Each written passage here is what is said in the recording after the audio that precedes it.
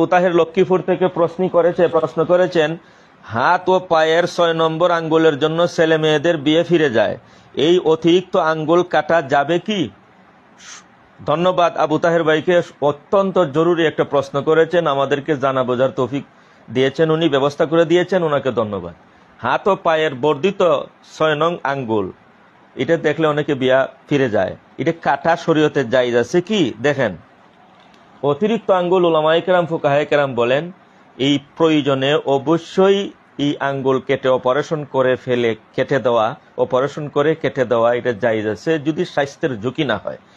দেখেন আমি পড়তেছি, ইজা আরাদার রাজুলু আন ইয়াকতাগা ইসবাগান যাইদাতান, যদি কোনো ব্যক্তি তার অতিরিক্ত আঙ্গুল কাটতে চায়, ইনকানাল গালিবু আলা মান কাতা মিসলা জালিকাল হালাক, যদি তার শারীরিকভাবে কোনো মারাত্মক ক্ষতি হওয়ার আশঙ্কা হয়, ফাইন্নাহু লা ইয়াফালু, এটা সে করবে না, এটা জায়েজ নয়।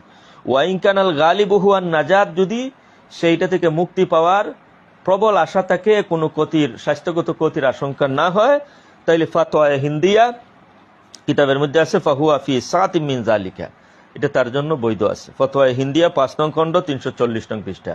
সুতরাং অতিরিক্ত আঙ্গুল কাটা যাবে যদি স্বাস্থ্যগত ঝুঁকি না হয়।